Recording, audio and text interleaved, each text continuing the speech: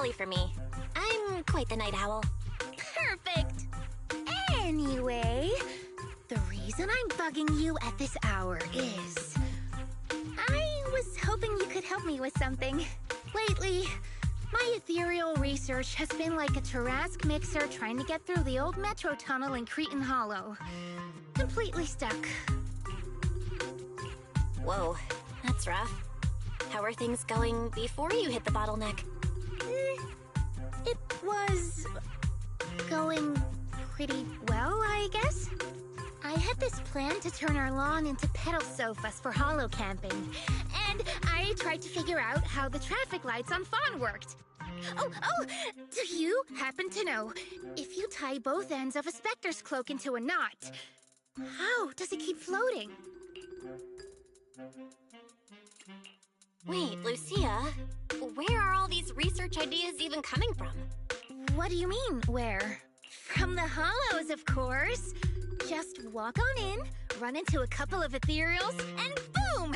Research inspiration! But I'll admit, these ordinary inspirations are just not enough. The inspirations are not enough? Or should I be asking, what about the other ideas you had before? Roxy, could it be you haven't read any of my posts on Spook Shack? I guess the titles of my posts haven't been catchy enough.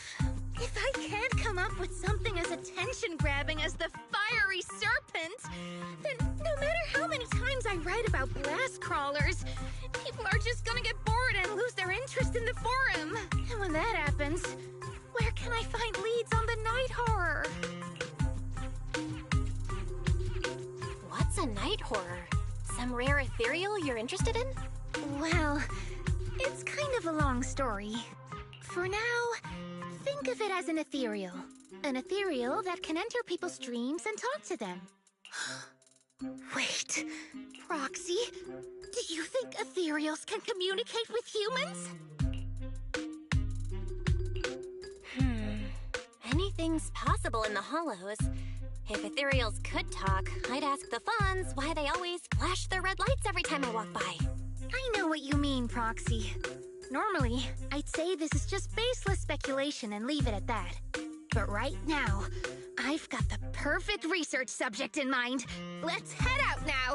Before diving into the Hollow, we have to make a stop at Fluffy. Why are we going to Fluffy of all places? Oh, I'm going to buy a toy. What? A toy? Did you get a pet? Not yet, actually. But I know Chestnut's gonna be the goodest pup. Oh, I get it. You're trying to win over a puppy with treats and toys. Yes! Wait, if you're getting the toy now, then are you planning to take it into the Hollow?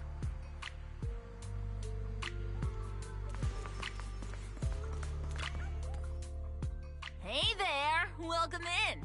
Looking for something special today? If I want a little doggy to come up to me on her own, what should I get? Honestly, you don't need to buy anything to get close to a pup. Genuine kindness, some patience, and a little passion. That's all it takes to win a puppy's heart. It's true! Kindness, patience, and passion, huh? Sounds like something no pup could resist. I'm sold. No. I'm not saying I don't believe it. It's just... Chestnut's a very particular little pup. I understand. I've met lots of special needs pups. Some were abandoned, some have been on their own since they were born. If you want to gain their trust, it will take a longer time. Let me think. What about this? A brand new line of treats for puppies! I packed it with all sorts of delicious jerky. They're super yummy. No pup can resist it.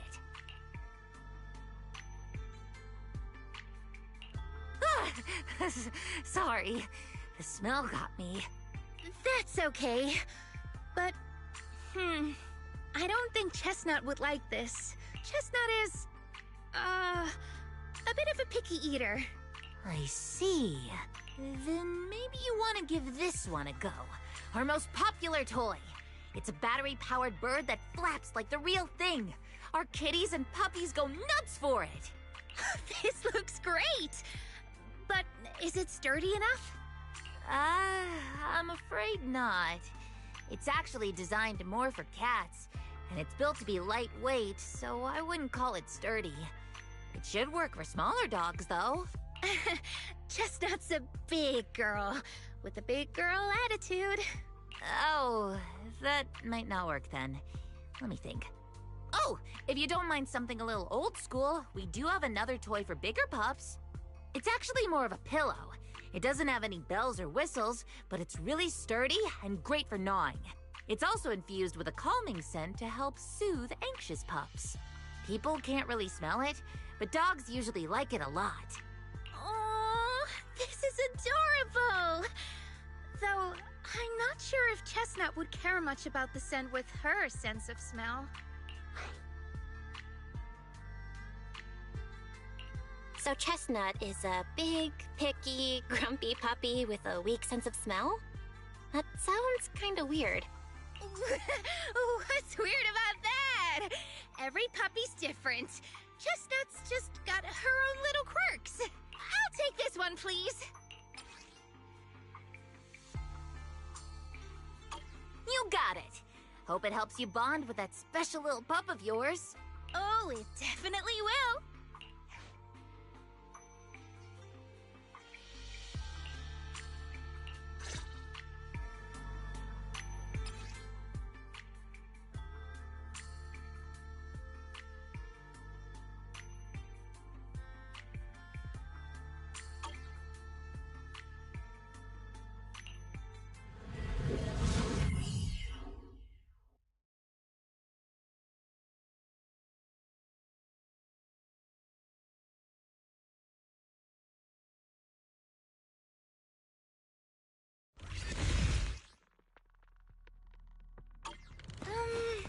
Let me think. All right, let's head that way. Help! Help! Huh? Isn't that... strange. This place was nice and quiet last time I was here. By nice and quiet, you mean there weren't this many ethereals back then? Not exactly. But the ethereals here were always pretty chill. They hardly ever gather like this. Ethereals? Chill?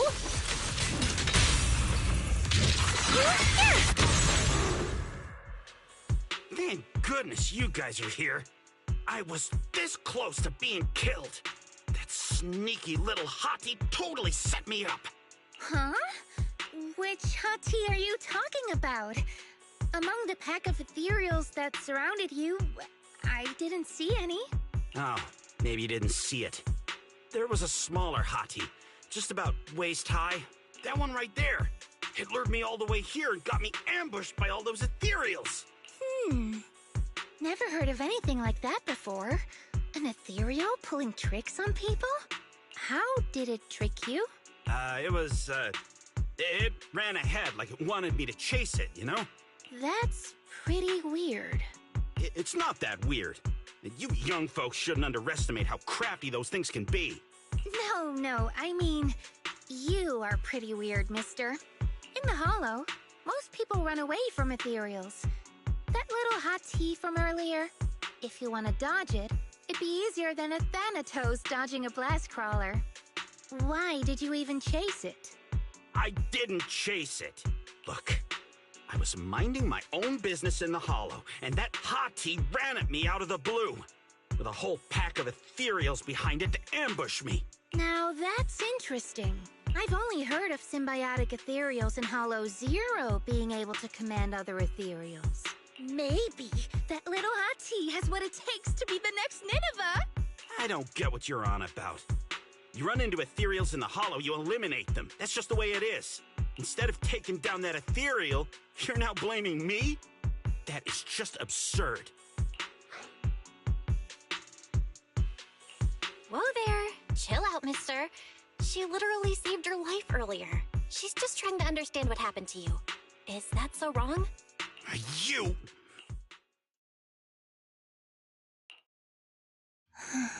Roxy, do you think I'm absurd too?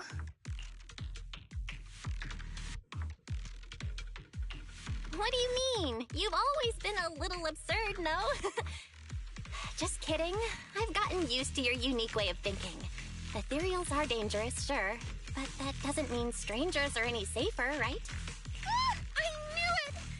Now we're totally in sync! Like how Arimon and Spectre always find each other in the dark! Plus, that investigator earlier was quite the weird one. I mean, that's the first time I've ever heard anyone accuse Chestnut of hurting someone. Wait, Chestnut? Who? You mean that little hot tea the investigator was talking about? Yeah! Chestnut is a good girl. Ever since I met Chestnut, she's never harmed anyone from outside the Hollow. More than once, she quietly led me to injured investigators so I could help them. This one time, right around here, my carrot stopped working. Chestnut just happened to stroll by and guided me out. A hottie? Working as a rescue dog in the Hollow? Are you serious? And here I thought your ideas from earlier were wild. There's other reasons, of course, but I trust Chestnut. She's always been gentle and kind. What's strange is, the last few times I saw her, I kept feeling like someone was tagging her, tracking her. Just like that guy from earlier. A kind and gentle ethereal? I need a second to process it. Those other reasons must be really important. It's a long story. Let's talk about it when we get back. Ugh, and thanks to that weirdo earlier, I didn't even get the chance to give Chestnut the toy I picked out. Let's look around a bit more. Maybe she's still nearby. I think Chestnut went that way. Let's go take a look.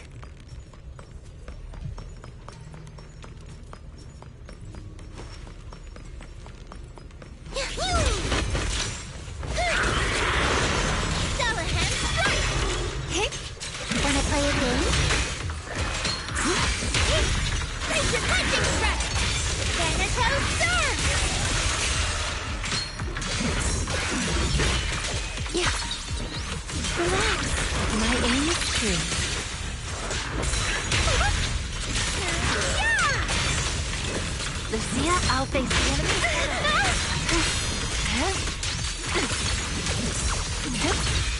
Sleep well. Pretty, right? A little romantic.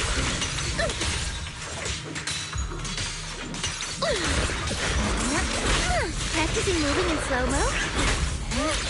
Now, little cuties, crush them! Eat their thirst! I smell it! The enemy's drawn from countless legends, melodies, and dreams!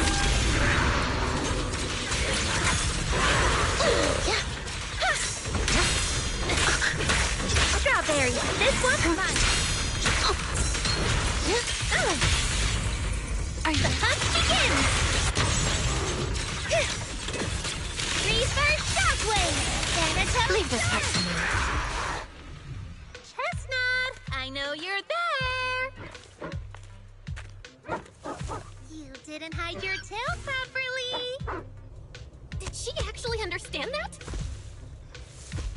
Of course! She always understood me. Aw, you don't like it? Just give me.